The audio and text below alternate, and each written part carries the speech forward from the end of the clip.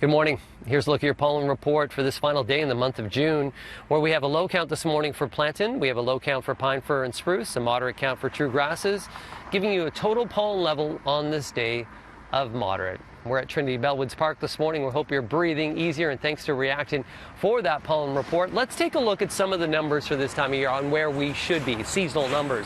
So, of course, our sunrise, and it was a beautiful one this morning at 5:39. It'll be a pretty nice sunset at 9:03.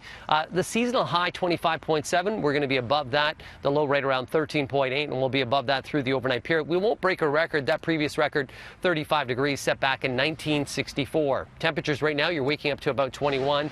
Current humidex sits at about 26. Lots of sunshine through the morning, partly cloudy late afternoon, a high of 29, and humidex of 34. Now look at this. Wednesday, Thursday, Friday, Saturday, Sunday, Monday. Temperatures 30 plus. Humidex values will build. The next real chance of some showers Friday, and it's only a slight chance. That means I want you to water the lawns and gardens, and as well as the containers for today. Once again, your daytime high today, 29, with lots of sunshine. Enjoy the summer heat in Toronto. Now it's over to Steph with the summer traffic. Oh yeah, enjoy the summer heat, Frankie. I was just saying I'm going to hang out in my car because that's where the AC is working for me right now. But we're just looking at Yonge Dundas Square. It is looking good. It's actually not looking too busy here. Most of our major routes are pretty much in the same shape. It's not too bad, but we are looking at delays, but no problems to report right now. So taking a look out at our major routes this morning, we had an earlier issue on the southbound 427 ramp to the westbound QEW. You can see that camera has moved to its original position, so we are no longer looking at that problem. And the westbound QEW is moving very well. So that's to the right of your screen there. Outside of that, we are looking at some volume delays over on the eastbound 401. It's busy from Mississauga Road over to Mavis. Also busy from the 427 to about Weston in the Express and Collector Lane. So it is a slow go right now, but it typically is through this area. Taking a look at the flip side, westbound 401, not too bad up until you get to this point right here. So you see the top of your screen there where things aren't really moving too fast. Yeah, westbound QEW ramp to the 410, 403 down to a single lane because of construction. As a result, we're looking at these typical volume delays as well. Bank securely from anywhere, anytime with CIBC, whether it's paying bills, depositing checks, or transferring money in Canada and around the world. With CIBC, you can do it all 24/7. That's a look at what we have going on for your drive. It's a little bit on the busy side, but not bad. I'll send things over to Mel with a look at your news. Thank you, Steph. It has been busy in our newsroom here. Brampton Mayor Patrick Brown's office confirming to BT this morning that as of July the 6th, masks will be mandatory in indoor public spaces in Peel region.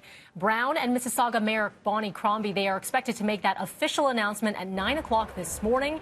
This after the province said that mandatory masks were unnecessary but would leave the final decision up to the municipalities. Other regions in the GTHA are expected to follow suit.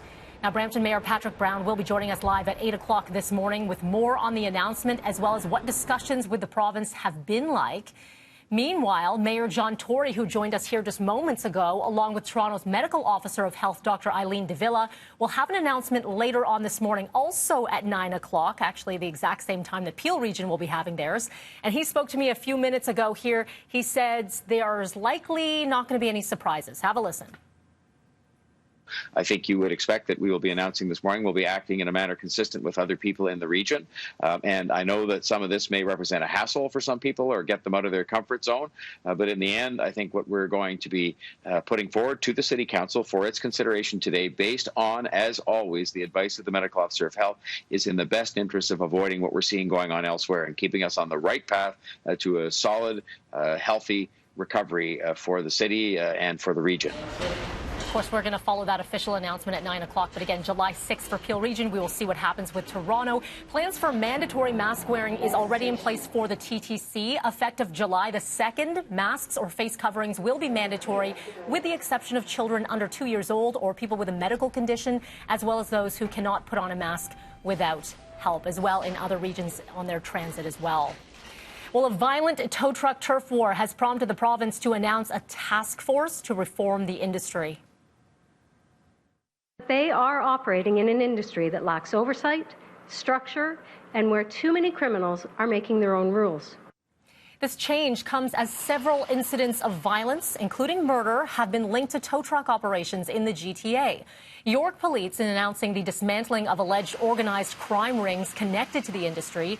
And just last week, Toronto police laying charges against 11 people, including an officer accused of fraud over $5,000 and breach of trust.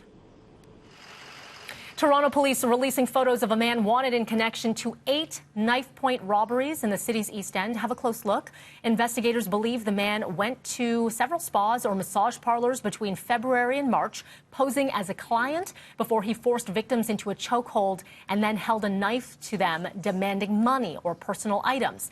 This man is described as 25 to 30 years old, about 5'5", a thin build and black hair.